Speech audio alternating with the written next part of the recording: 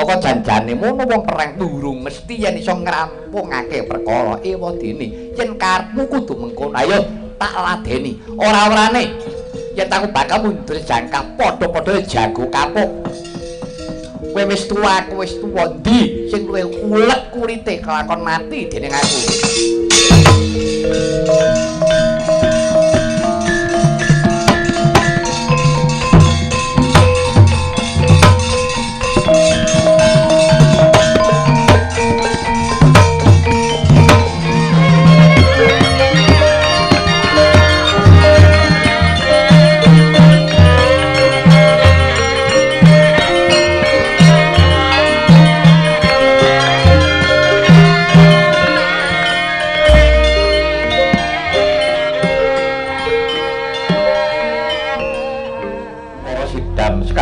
Dawana langgeng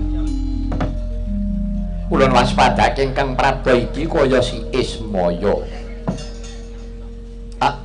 Inggih pukulun kula ingkang sowan kanthi karaharjan praptanira Ismaya. Nok mriki awis saking kasembuh berkah pangestu paduka pukulun Raharja Wiswan pangateti kula katur ulun. Iya banget panarima ulun dene kita ngaturake pangateti kajaba saka iku apa baya kang dadi darunane kacetha jeneng kita prapta ing kayangan alang-alang kumitir kaya Rama Pukulun sesembah kula. Inggih estunipun mekaten Rama menawi ta kula menika boten ketaman pepeteng kasluting kewuh boten badhe kula ngabiyantara ing ngarsa paduka Rama Pukulun. Ciptaning manah kula badhe nyuwun pitedah kados pundi Rama Pukulun menggah kawontenaning Madyapada ingkang kados ngaten menika menapa inggih slaminipun para kawula dasih menika badhe nampi patuben ingkang awrat ibaratipun sakit menapa sampun boten wonten usadanipun. Rama Pukulun Ismaya wonten timbalan kang adharut.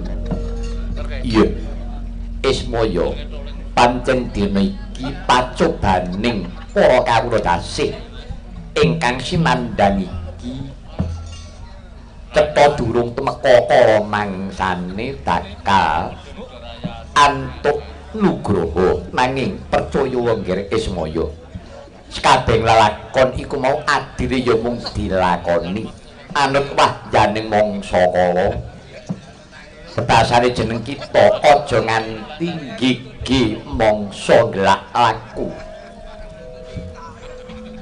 Ismaya dina iki ora ana maneh ingkang minangka usadane wiwit saka Narendra nganti tekan kawula cilik kudu manunggalake cipta rasa budi miwah karsa nggone ngangkat marang pakaryaning negara.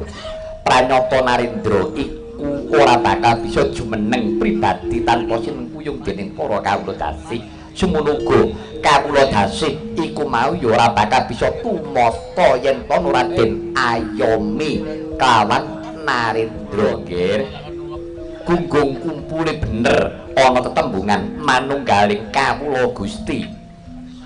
Loro-loro ning atunggal kudu nyawijikake tekad waton. Kabeh wis padha nindakake jejibahan kanthi bener sarta nindakake paugeran ingkang cocok ingkang jumbuh kawan darmaning uripe tak kira ing jagat iki enggal antuk pangapura bakalan antuk pepadang. Mekaten pajemparing paduka Pukulun kados pundi? Ayo sranane nggih Ismaya manut kawan jeneng ulun tak dandani Semar.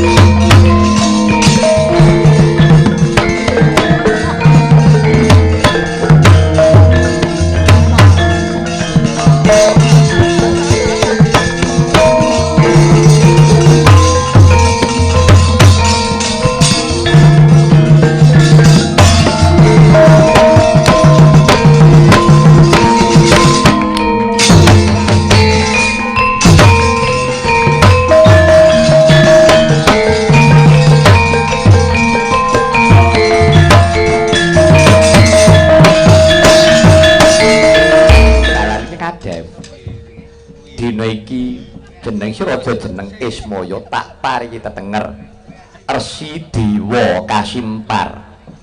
Kula pinaringan tetenger Resi Dewa Kasimpar. Iya, enggal tumuruna marang Madya padha tatanen sagung para kawula dasih. Kinten gedhekake pasrah sumarahe marang Gusti kang akarya jagat. Ngedhekake panembah lan pangibadahe. Kanthi sarana mengkono iku mau bakal narbuka rasa tentrem. Tentrem kang sejati, sejatine katentreman iku mau menungso kang wis ora kabedung dening napsune jalaran. Nafsu papat ing darbe cahya ireng abang kuning putih iku minangka begalaning laku. Mongko nggih sumurupa menungso tanpa nafsu kuwi mau tanpa duweni krekat sarta tanpa gumregah nanging yen to nganti nafsune mau nunggangi kelawan uripe temane menungso dadi murka lawan ngongso mula becike uripe kudu bisa ngendhaleni marang nafsune mekaten Rama. Iya mula kang mengkono nggih Dewa Kasimpar lamun kabeh wis bisa tumata tumindak kanthi bener becik percaya marang pangwasaning Gusti tumuli Jawata bakal paring pitulungan. Mula sira nggih marang ngerca padha mangsa Budha Gendera bakal maranata sagung para dasih ya mung sira kang dadi pamong sejati.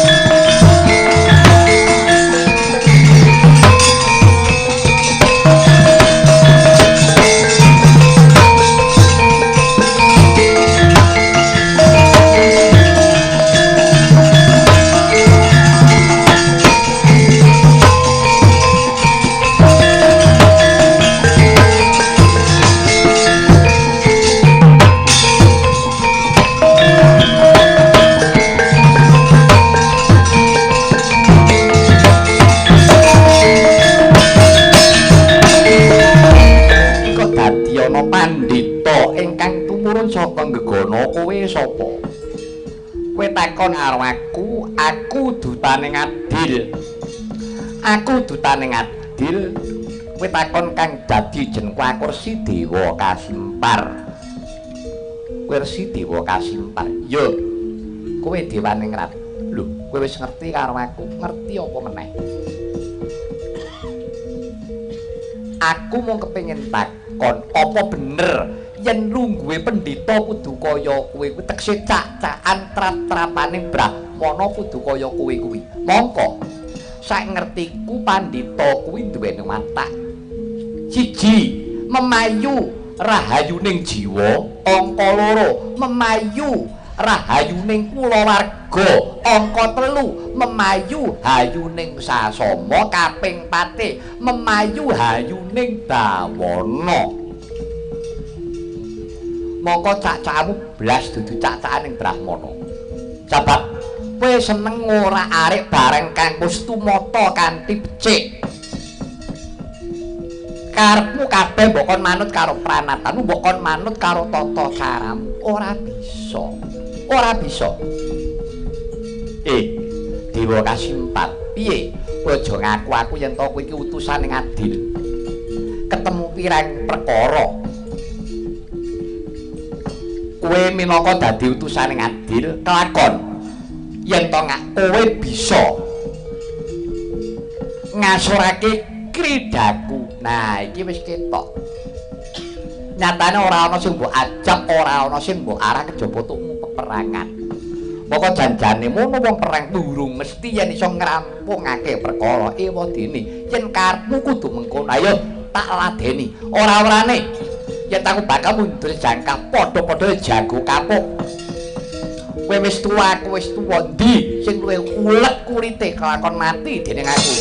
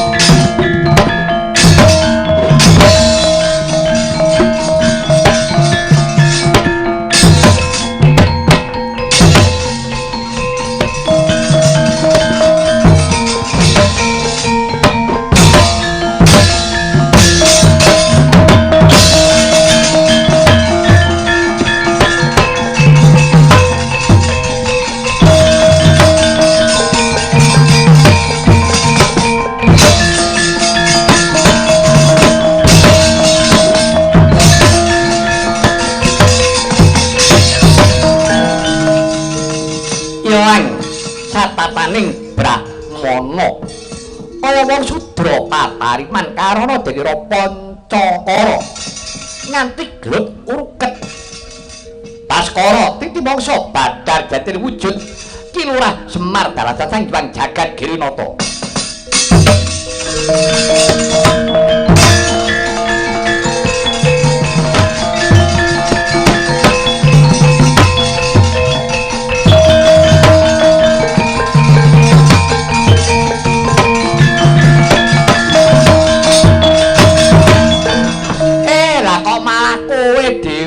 Guru, karepmu ki kepiye? Kakang Ismaya, aja kleru penampamu ya Kakang. Marmane jeneng ulun Ngejawantah iki yektine.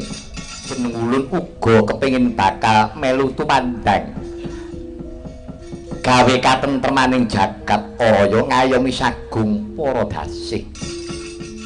Bulu kabeh kuwi mau kudu anut gumiliring mangsa kala ya Kakang. Bathara Guru. Ibarate wong liwet kuwi aja disengkakake nek ora tanak nek dipangan yang weteng besesek. Padha wae lelakon kuwi adile mung dilakoni pantoking lelakon piye pasrah marang panguwasaning Gusti kang ngakarya jagat. Ngelingono kabeh kuwi kudu mawa pacoban. Sapa wae kudu ngalami pacoban sing luwih abot. Abot pacobane bakal gedhe kanugrahane. Mula aja ngersula. Kudu kabeh tinampa kanthi tulus ikhlas. Mengkono dawuh pengendikane Pukuluh Sang Hyang Meneng. Mengkono Kakang. Iya, para Guru. Iya, Kakang yen to pancen mengkono. Ulun mangayu bagya marang lekasira Kakang Ismaya ingkang minangka dadi pamong sejati. Kakang, dina iki para Pandhawa aja nganti kedlarung-dlarung. Aja nganti kena pamiluting para Kurawa kang tumindak cidra. Ya, Bathara Guru, sampajinamadan daya dinayan.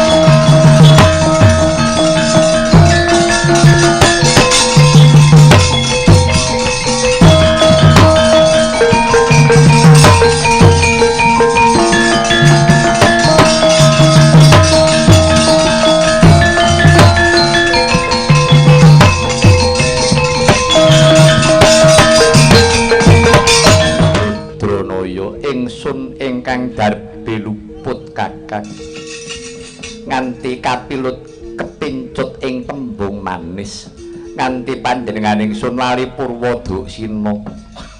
Sinuwun tiyang klentu tiyang lepat menika sauger purun ngakeni kalepatanipun menika taksih kalebet janma pepetingan tiyang sae.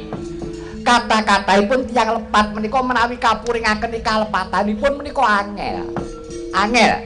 Miranipun inggih angel, anggenipun badhe pados pepadang.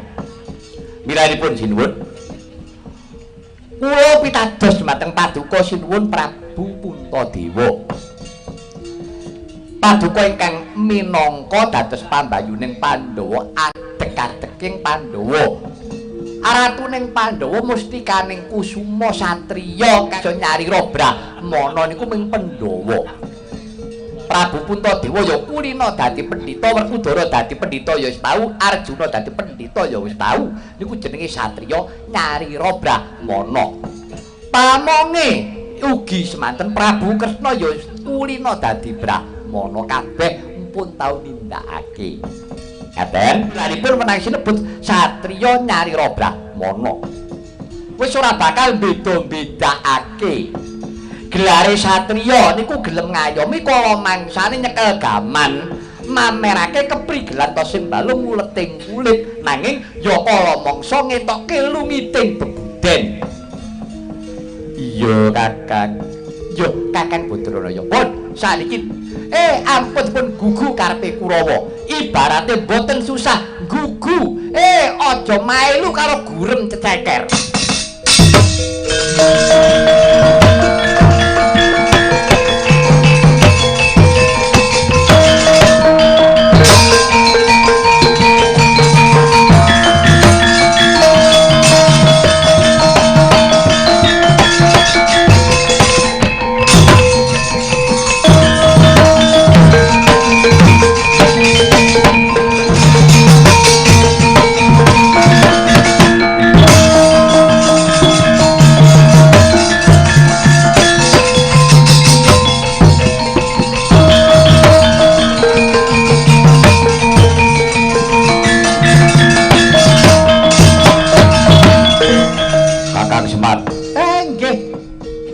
Sinuwun Ngastina, wonten iki kados menapa?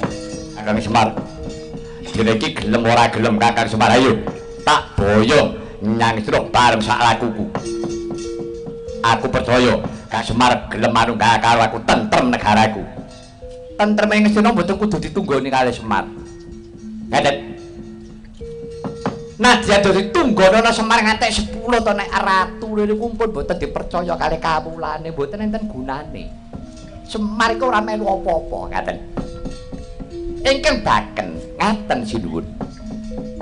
Panjenenganipun sinuwun menika Narendra kula aturi mriksani kanan kiri ngajeng wingking. Kanan kiri ngajeng wingking panjenengan menika wonten menapanipun. Panjenengan kaos menapa mboten? Menika kedah dipun penggalih. Lajeng ingkang angka kalih panjenengan menika Narendra ratu menika netepaken samukawis menika kedah ingkang jejeg linambaran puninging cipta santosaning budi netepaken perkawis kedah saged jumbuh aja maju mundur aja ingah-ingih. Mangke menawi panjenengan kersa nindakaken mekaten mugi-mugi Gusti ngayomi menapa ingkang dados kepareng paduka sinuwun. Tartamtu negaristra badhe tentrem, boten susah ditunggoni Semar. Najan enten Semar niku 10 enten negara Ngastina. Nek sampeyan wajeg ngoten niku, ora bakal negara Ngastina niku tentrem. Percaya monggo, mboten nggih pun. Pun kula aturi ngeningaken cipta panjenengan leres menapa mboten. Wah, yo Kakang Badranaya.